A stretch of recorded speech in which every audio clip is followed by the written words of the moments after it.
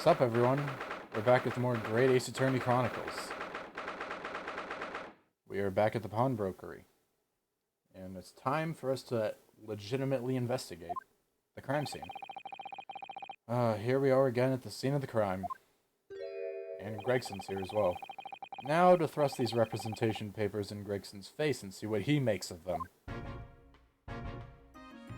Bottom. Hello again, Inspector. You have a minute, please. What is it now? You should go home and get some rest. Here you are, Gregsy. Here are the representation papers. Your ladyship. How? I don't believe it. How the devil did you get that stubborn little ragabash to sign that? I salute you. That is good work, that is. I can see you've been very busy here as well. How about some tea? It's a special blend designed to relieve fatigue. Lug. Downs it all. And granted, it's not too big of a cup, so downing it must not be extremely hard, but... Oh, lovely. Well, let's see now. Yes, I hardly feel tired at all. I'm fit as a fiddle, your ladyship. Would it be alright if we investigated the scene of the crime, then? Do as you please. You know where it happened? Through the door behind the counter. Okay, so that's the actual scene of the crime. Yes, the storeroom. That's where I discovered Mr. Windenbank and Gina. Right, well, I'll be getting back to business then. Will you be investigating in the storeroom as well, Inspector? If I'm perfectly honest, we need to wrap this up before long. Can't afford to spend too much time on it. But there's so many articles to go through, it's taken forever, even with the lads working around the clock. Which is a problem, because there's another case the yard needs to investigate urgently. Now we've been told about that. I wonder what it is. That must be what Lord Strongheart meant by far more serious matters before. So what I'm saying is, don't get under my feet, sunshine. Gotcha. Come then. Let us not waste any time. That we shall not. Bum, lum, bum, bum, ba-doo-doo. First off, the thing that gathered my attention ever since we first saw it. Ah, look here. Yep. Oh yes, a bullet hole. And I can see the bullet is still lodged in the wall. And that must have been the one that hit Sholmes, I would think. Presumably, Mr. Windenbank wasn't practicing with his revolver in his spare time. Ah, well. Mr. Sholmes likes to practice in his drawing room whenever he can. He's very patriotic like that. Sorry? It's all there in the Adventures of Herlock Sholmes, you know. Isn't that right, Iris? She's like, I don't remember. Did I write something like that? Partly in jest, perhaps. In jest? Well, he doesn't do it often. It is quite a dangerous pastime. He doesn't do it often? He shouldn't even do it once. Forget that for now, Runo. Let's examine this bullet. Alright. What's that around the bullet hole? Blood. Is it blood? Suspicious red stain on the calendar. I mean, what else could it be? What do you think? Ketchup came out of Sholmes' back? Aha! I may well be able to help with that. What? There's nothing like the sight of blood to get the blood pumping, is there, Runo? I have a feeling I'm not as bloody-minded as you, Iris. Iris is definite. I cannot wait for the case when Iris gets accused of murder.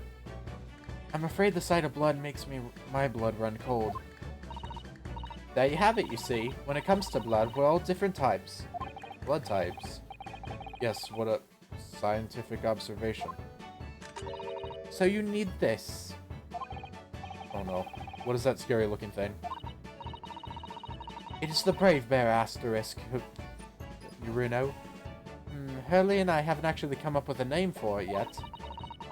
But as soon as you can see it in action, you'll understand what it does. Watch. Dead. Oh. Excuse me? Green. Oh, Oh, the bloodstain has changed. Green blood. There, does it make sense now? Yes, I think I'm starting to understand. Good. It works on the principle that different people have different types of blood. Yeah, okay, so it's a different color depending on blood type. Interesting.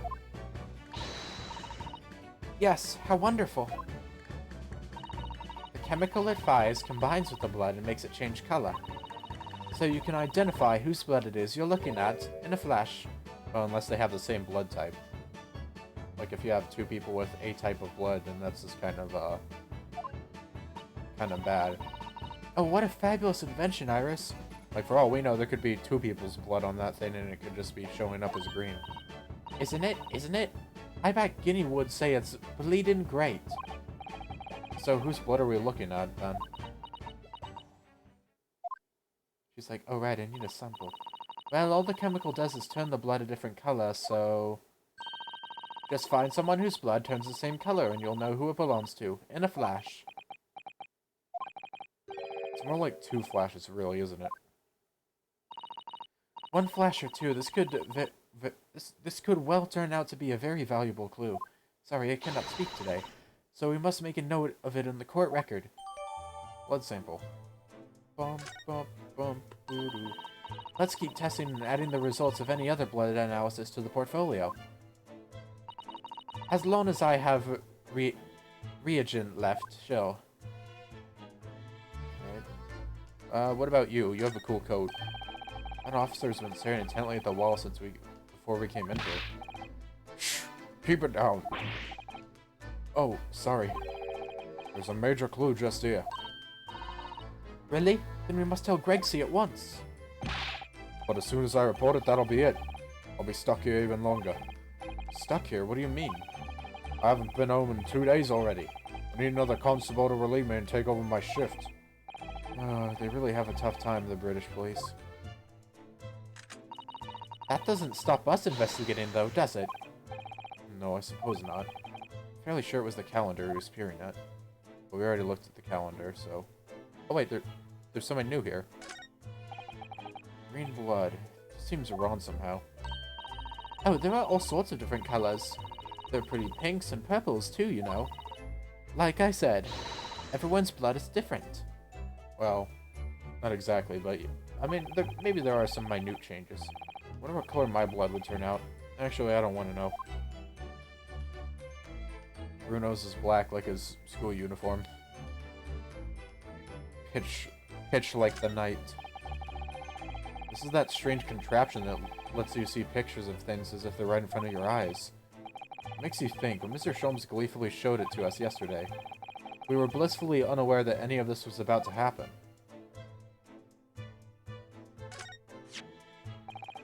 Fairly sure this contraption was here yesterday as well. Here we are, though I'm not confident I can get it closed again. Oh yes, that's a folding stereoscope. Really? This is a stereoscope? Mr. Sholmes showed us a picture yesterday that you were supposed to be able to see in 3 dimensions. But for that, he used the great big contraption over there. Ah, well, that's for use in public houses and places like that. It contains a carousel with all sorts of pictures inside. But this little thing is a much simpler design for use at home. There are special shops selling prints you can use in them. I have a little collection myself. I wonder if I can make money out of these in Japan. It'd be keeping my toilet sparkling clean anyway. Huh.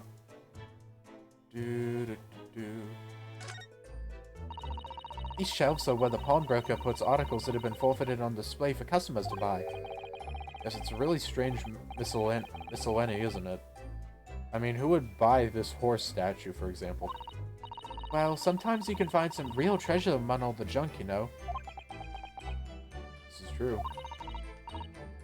Are you alright, Reno? Oh, it's just... Well, it looks like a collection of useless junk as a whole, but when you pick out individual things, you can't help wishing you owned them. Even that horse statue. That's exactly how the pawnbroker works. They're very clever. Huh. I mean, that horse statue doesn't look bad. The police are scouring every inch of this place by the look of it. I'm Instructions from the author to examine every article in the shop and every ledger and book of accounts. Every article? But that's a ridiculous amount of work, surely.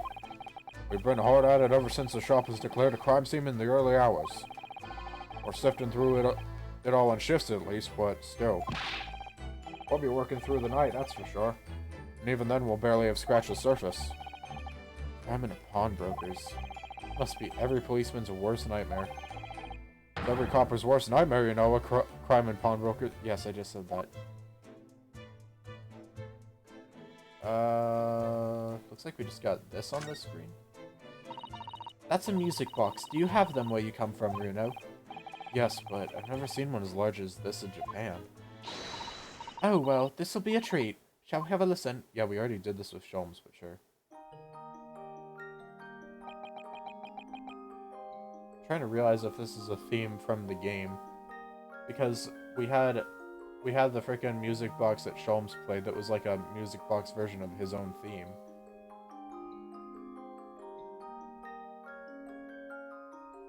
I don't know. I don't recognize it. What do you think? Isn't it a pretty sound? It's a beautiful sound, yes, but it's a little hard to enjoy when all the policemen in the room are giving you fierce looks. Never mind that. If any of them say anything, I'll tell Gregsy to have a word. Iris Wilson, Superintendent of Scotland Yard. I can see it. Alright, over here. The shovels.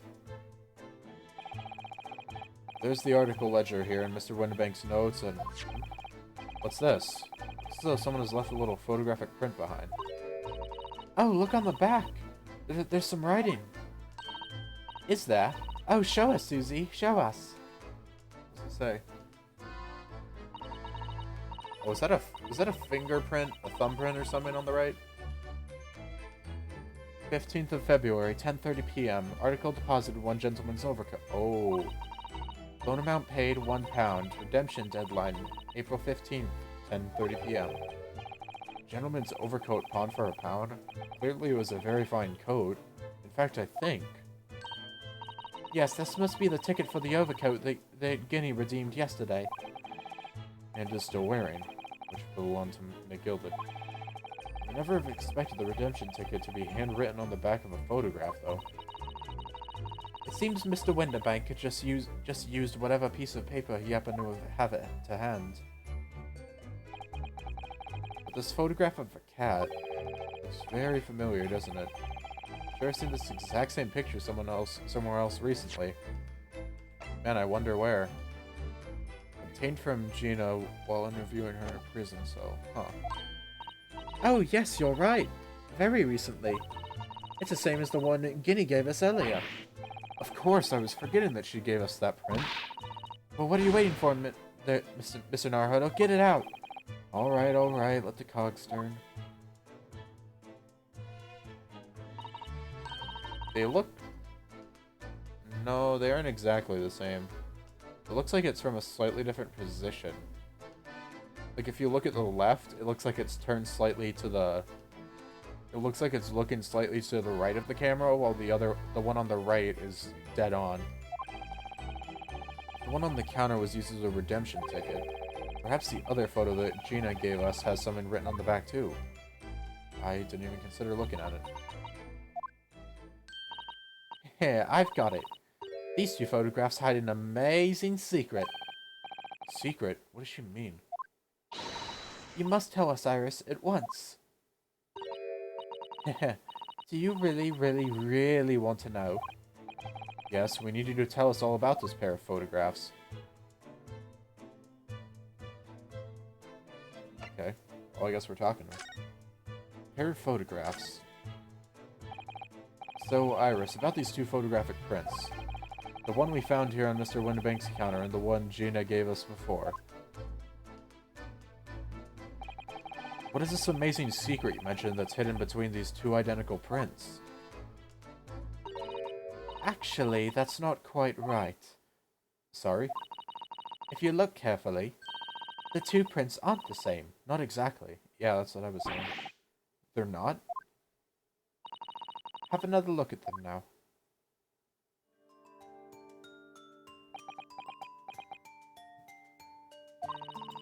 Can you see that they're just slightly different from each other? I think so. It's very subtle, though. Yeah, it is. I'm pretty sure it's what I said earlier. But what's the reason for the subtle difference between the two prints? Ah, well, it's because they're a set, you see. No, I don't. This pair of photographs is meant to be used in a stereoscope. Everyone in London is raving about them at the moment. Ah, stereoscope. What I feel is blah, blah, blah, blah, blah. Oh yes, that's what Mr. Sholm showed us yesterday. Yep. That thing, and also the one on the ground. Or on the table there. See, there it is, just over there. Ah, yes, of course. That magical machine that makes pictures look almost real enough to touch.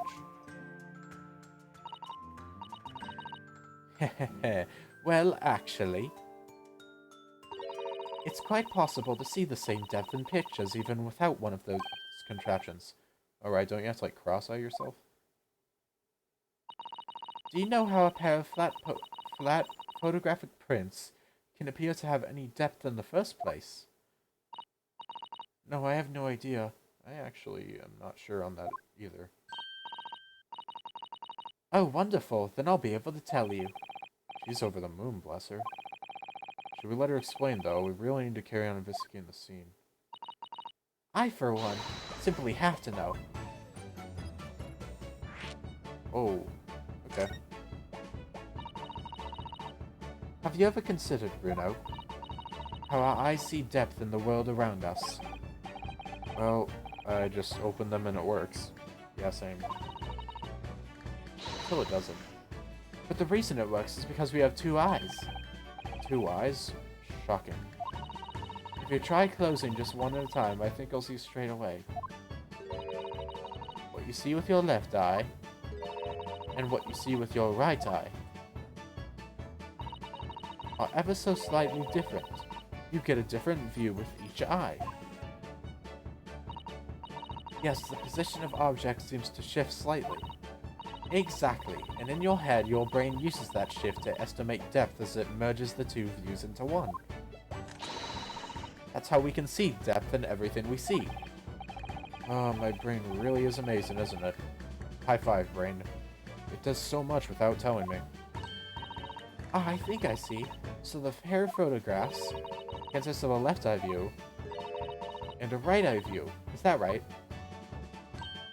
Oh, well done, Susie. You're so quick.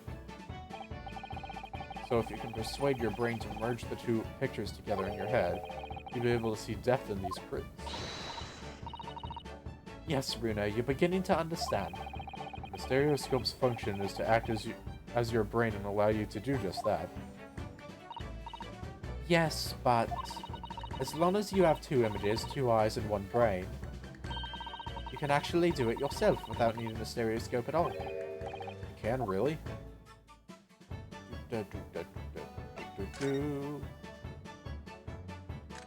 Always enjoy your theme.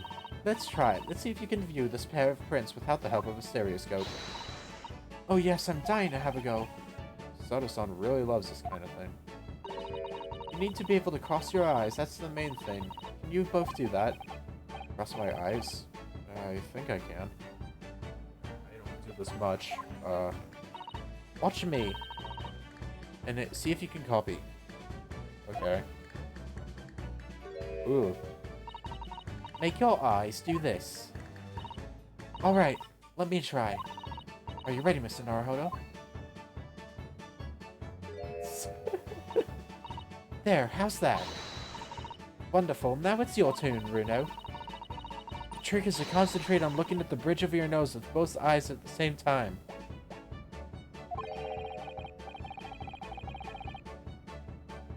Not exactly an easy task when two people are staring at you cross-eyed. Alright, that's enough practice. Now let's try looking at the prints. Start by staring at one print and slowly crossing your eyes.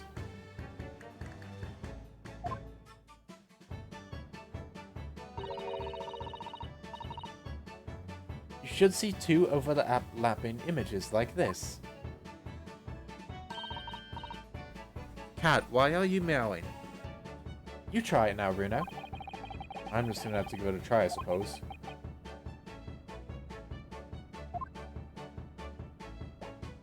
This is very weird. Did the print split into 2 images for you? Now the next step. Side by side like this, and then try crossing your eyes again. Until... Da-da-da! Oh. We form a new single image in the center. Oh, yes! Sorry, I just thought of Undertale when I read that one. Mr. Naruhodo, it works! I can see it in the middle now. It looks so real. Oh, I could look at it all day. I wouldn't advise that. Your eyes might start to hurt. Your turn, Bruno. Why me? Pretend you're looking through the pictures and slowly cross your eyes. Keep adjusting the position of your eyes until the 2 images overlap exactly in the middle. Like this, is it? Naruhodo. Wakaran. I'm just gonna pretend that I saw it. I'm not good at this stuff. There, you managed it. So now you know how stereoscopic images work. Well, I don't know who discovered it, but it really is quite extraordinary. Can we get, like, the game to just do it for me? So what do you think of these stereoscopic prints then, Rumo? They're certainly amazing, but it isn't easy to get the knack of viewing them properly. No, some people find it easier than others. Yeah, I was not one of the ones that found it easier. But that's why contraptions like this exist, for people who find it tricky. Ah, yes. Saw one over there yesterday, didn't we? Yep, this one. Dum, lum, bum, bum, bum. Huh. Nah, dun, dun, dun, dun. Huh. My question is, how are we going to use this? Very popular, but they are. You can find one of these folding contraptions in lots of households in the capital currently. But if these little machines are so affordable, surely there's no need to go around staring cross-eyed at pictures like you hate them. Well, he's got you there. But it's much more satisfying to be able to see the effect with your own eyes. Well, I think so in any case. Stereoscopic pictures. I've never even heard of them until yesterday. Certainly learned a lot about them, but I wonder if it's knowledge that I'll ever actually need. Who knows? Which reminds me, back of this photo was used to write out the pawnbroker's ticket that Gina brought in yesterday. Okay, yeah, we need to look at the back. Yep. I'll do that right now.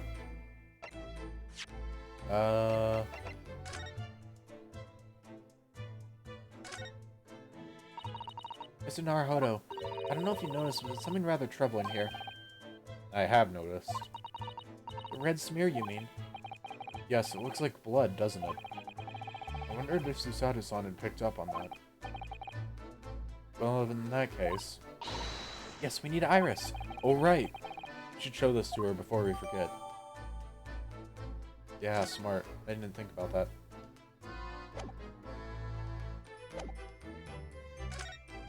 Let's present this. Oh, that looks like blood. That it is. We need your scientific expertise. I would say it's from a gloved finger, almost certainly a glove made of leather. Well, don't worry, Bruno. Leave the rest to me. Makasete. What color? Green? Blue? Purple?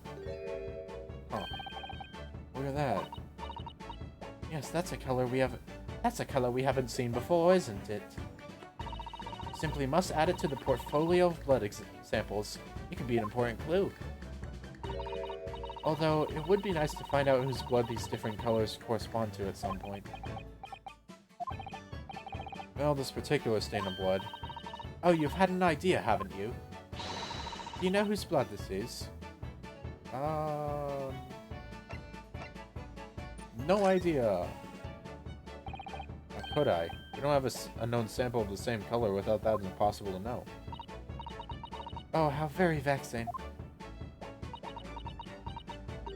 I wonder, What? Well, it's true that the color doesn't help us, but what about considering how the mark came to be there in the first place? You must have an idea about that, mightn't you, Bruno? Not if you keep staring at me like that, no. Oh wait, if it was the redemption ticket, right? Let's try that again, shall we? Take a stain of blood. Okay, well, I guess I'm supposed to know. Yes, I have an idea whose blood it is. Not from the color it turned, but with a little deduction. That's right. I think it's clear. Iris, do you know as well? You first, Reno. Who do you think it belongs to? Alright, I believe that this is the blood of...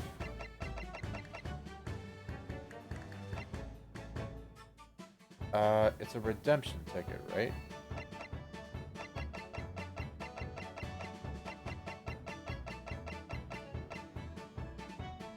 Well, you would think it would be Gina, but we haven't seen any blood on her, so I don't think it's hers. Maybe Windbank?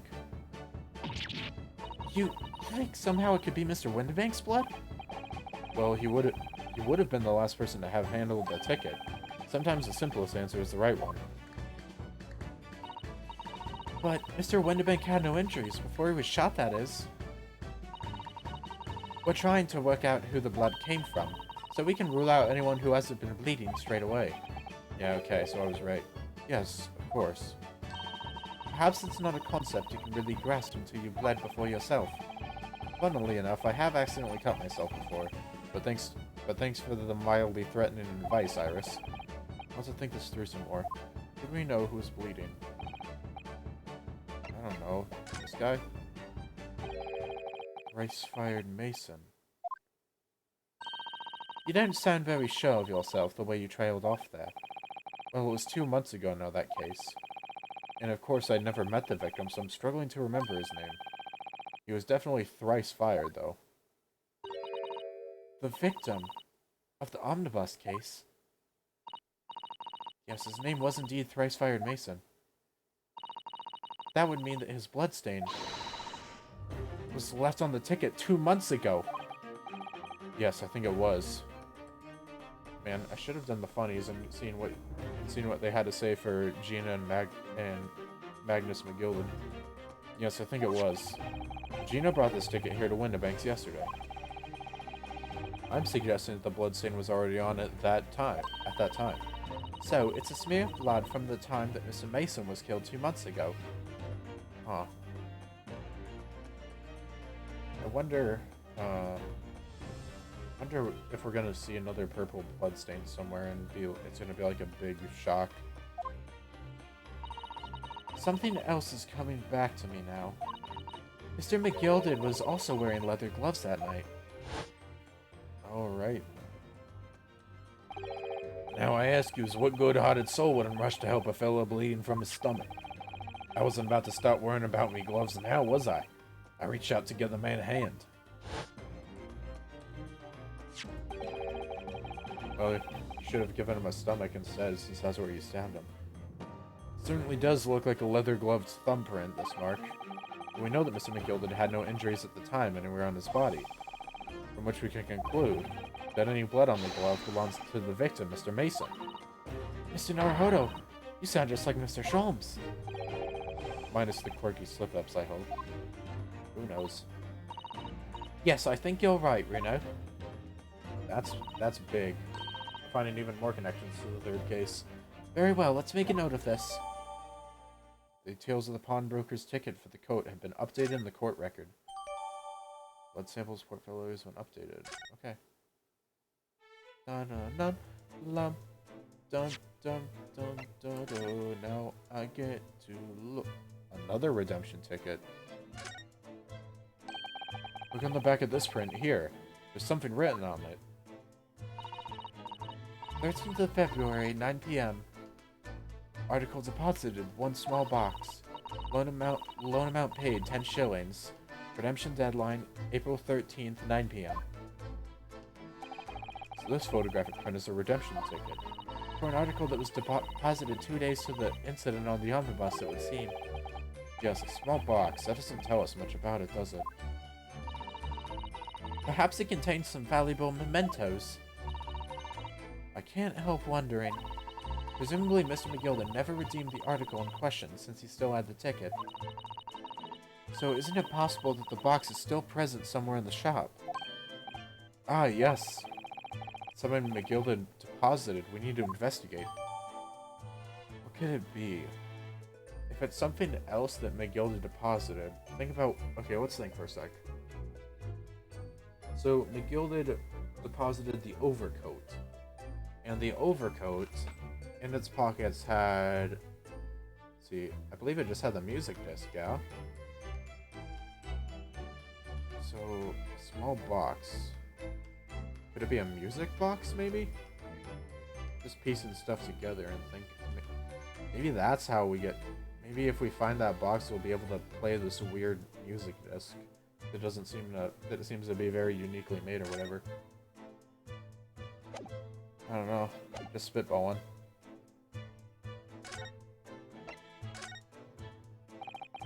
And if it shows you this... Oh, right. Generic dialogue that we've gotten before. Yay! I'm out of curiosity. What happens if we... Oh, never mind. Doesn't work. Oh, yeah, let's look at... the glass on the ground and all that. That ledger that's open on the counter there really is enormous, isn't it? Must be an awful lot of work to keep track of all these hundreds of items in pawn. It's too much to think about. Better to settle it all and have a clear head, if you ask me. But clearly Mr. Winterbank was very careful when it came to the articles in his care. Huh. Well, I don't want to look at... We're not going to examine that? Seriously? That seems kind of like a big deal. Like it's a freaking broken lamp. I would think that that would kind of warrant some concern, or like some mention at least. That's weird. Okay, we guess we're heading straight to the back then. Behind that door is the storeroom, isn't it? That's what Gregsy said.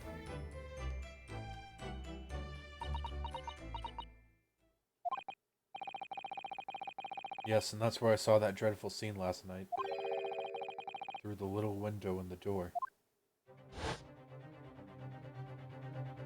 Shot through the heart, and you're to blame. You give pawnbrokers a bad name. Mr. Winterbank face down on the floor, with Gina beside him. As the accused's legal representative, you have the right to examine the scene, Mr. Naruhodo. We must make a thorough investigation. Yes, of course, and we will. Behind that door, that's the real scene of the crime. Don't worry. If there are clues in there, I'll find them. Okay. I guess we just gotta physically move there. Nothing new to talk to Iris about. Let's give it a once over with and comb it just to see if there's anything else. Doesn't look like it. Examine the plants. Charlie is here. Charlie's ancestor. Could linger here a little longer, I think. Storeroom, nowhere else to go, but there. Alright, first time being at this location. Well, besides looking into it. Oh, shit. Damn, boy, he's thick! Look at that freaking outline on the ground. Man was chonky. Meanwhile, Iris, with teary eyes. Poor Iris, she's clammed up completely. Iris is bound to find this difficult. After all, Mr. Winterbank's life was taken in this very room only last night.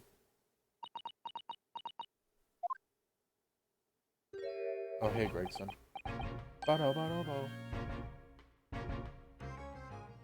Oh, he ran. Wait, Inspector! What is it now, Sunshine? You took one look at me and tried to run away. You think a Scotland Yard inspector would run away from some jumped-up little defense lawyer, do ya?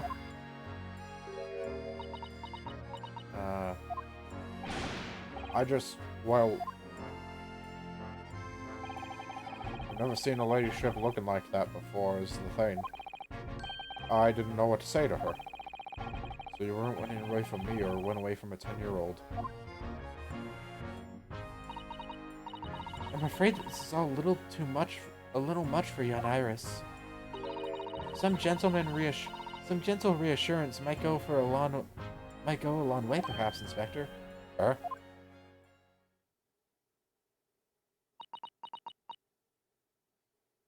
Sparkly eyes of tears.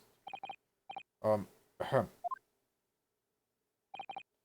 Don't trouble yourself unduly, your ladyship. Oh no. I mean, at least you're not dead, are you? Nice one.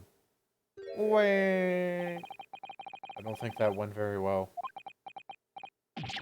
Why? Look, I'm in the middle of an investigation here, Sunshine, and I told you to not get under my feet. And we have investigating to do ourselves. Yes. I'd like to hear more of what the socially inept inspector has to say. Who are you calling socially inept? Oh, Hurley. And inquire into how Mr. Sholmes' operation is going.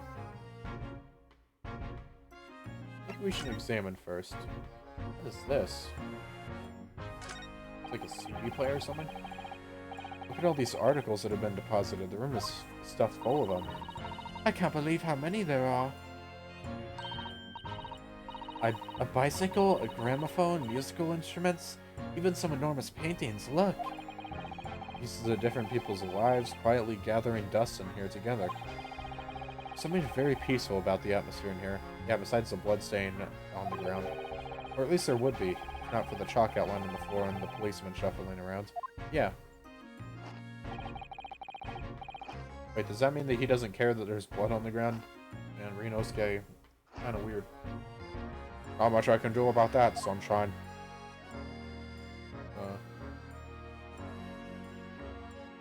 Nothing over there.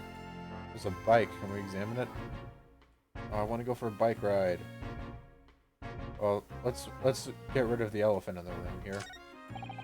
Out of all the articles in the storeroom, this is the only thing that shows any sign of being ransacked. Ah! What is it, Iris? That's the box file that my manuscript is being kept in. Oh, shit. Oh! Iris's unpublished story, The Hound of the Baskervilles. Surely that's not what all this... Wow. Sorry, Iris, but if you ask me, he sold it. Without telling you. We must check inside the box at once. See if there's any evidence remaining. Yes.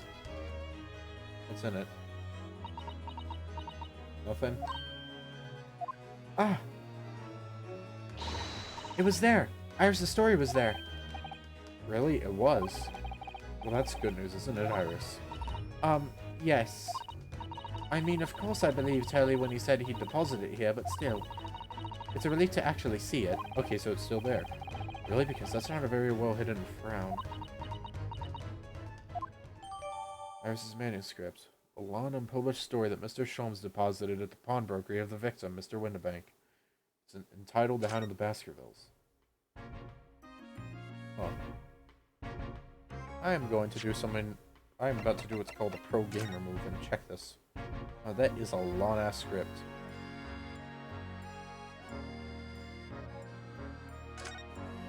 The Hound of the Baskervilles. Added Susato-san on the exact title of this unpublished story.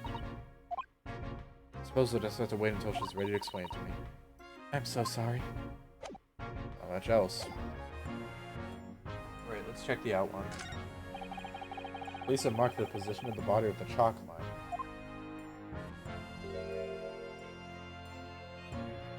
He was face down. Oh, Mr. Windibank, he was a nice old man. A nice old man who constantly pointed a gun at his own head, but yeah. Well, he was shot just once through the heart. And the culprit and that Gina Lestrade girl is to blame. Most likely the fellow died instantly. You wouldn't have felt a thing.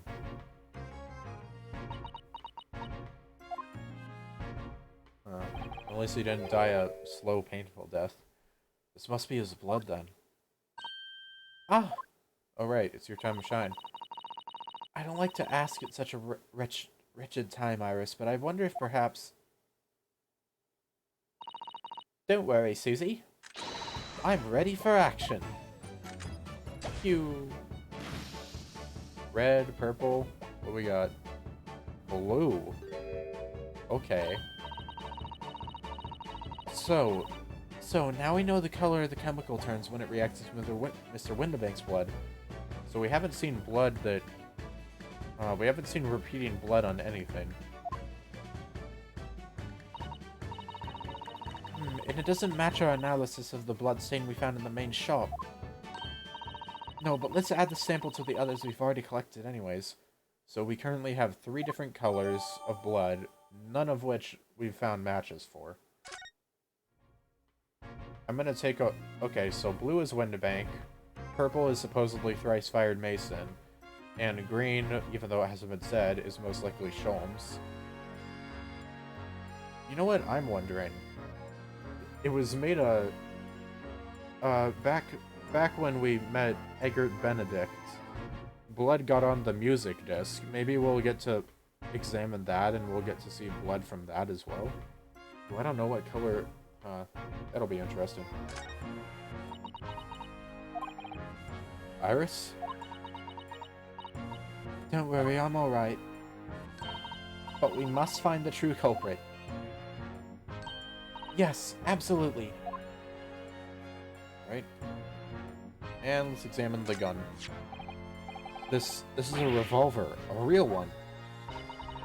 And quite possibly the murder weapon used to take Mr. Windibank's life. Is that his gun or someone else's? What's the matter, Susie? You and Runa look like you're about to faint. Well, it's just that I've rarely seen a gun in the flesh. And I've had issues with guns in the past. Oh, right.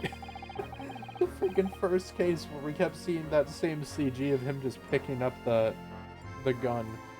But anyway, we saw Mr. Windibank with this yesterday, didn't we? Okay, it was the gun he pointed at himself. Yep. I shall have to take my own life. Must be the same gun. Except he didn't take his own life with it. But that gun supposedly only has 1 bullet in it, yes? So, assuming it was the case, then that should have nothing in the chamber. And last night, when I looked through the spy hole on the door to the storeroom, Gina was indeed holding it. That was the same gun I saw it in Gina's hand.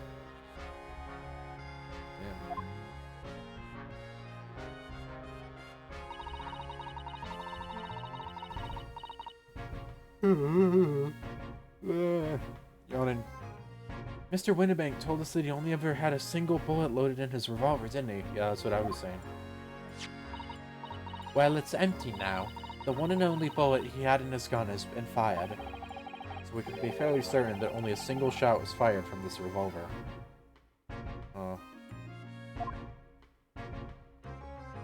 And before somehow it was the bullet that got lodged in the calendar by some weird trick of fate. I wouldn't be too surprised. This game would pull that type of stuff, I think. Let's talk about the scene of the crime. So, Inspector, what do you make of the crime scene here? Sure, you've got eyes, haven't you? Use them. It is what it looks like, nothing more, nothing less. Iris, could you lend me a hand? So, Gregsy, what do you make of the crime scene here? Oh yes, your ladyship, do allow me to humbly explain. Last night, shortly after the hour of 1 o'clock in the morning, Scotland Yard police attended the scene. The one and only door to the storeroom was found locked from the inside. So it was locked from the inside. Yet another locked room mystery. The lock appears to be broken now, though. Is that the police officers doing? Quite right, ma'am, quite right. We took the liberty of smashing the door in as humbly as possible. Oh. As you can see, the victim was discovered prostrate on the floor, thuswise. And next to the aforementioned body, we discovered the vile gutter child. Are you talking about Ginny? She's my friend, you know, Inspector. Miss Lestrade, the hapless girl, was curled up on the floor, dead to the world. She's still alive, you know. Yes, when I saw her, she appeared to be unconscious. And I'm afraid to say she had the gun that was used in her hand. No! Presumably it's a gun that's still down there on the floor now.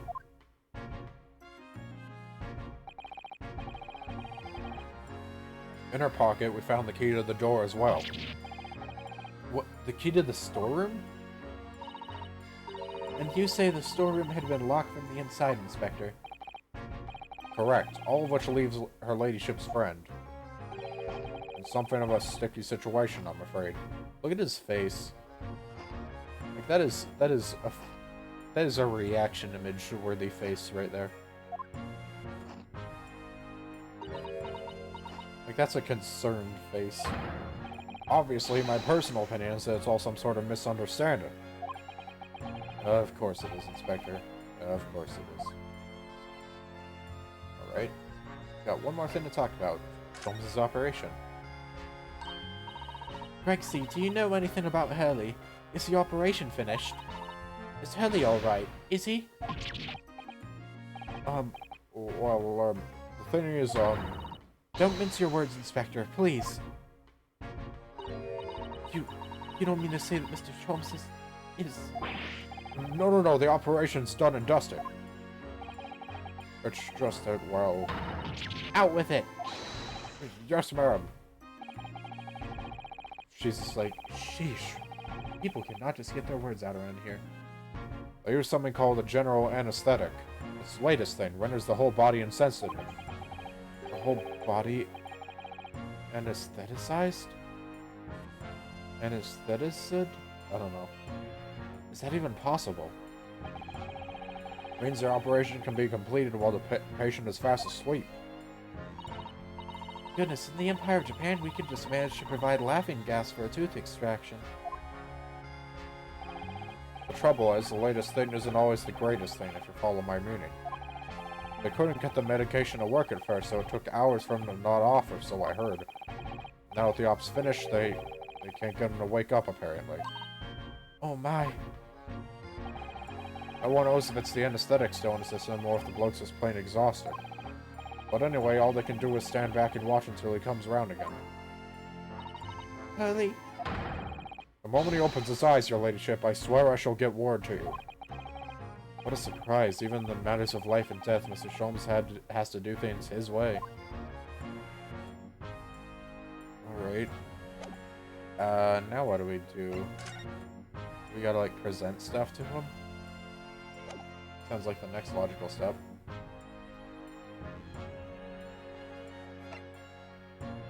Yeah, but we'll do that on the next episode of Great Ace Attorney. I think I don't know how much more investigating we have, considering I don't think there's probably too many more places to check out. But there's probably some small things we still gotta learn. So next time on Great Ace Attorney, we'll find just that. Maybe we'll even get started on the trial next time, who knows. Adios, ciao, and bye-bye. Signing off until next time. Ja, mata ne.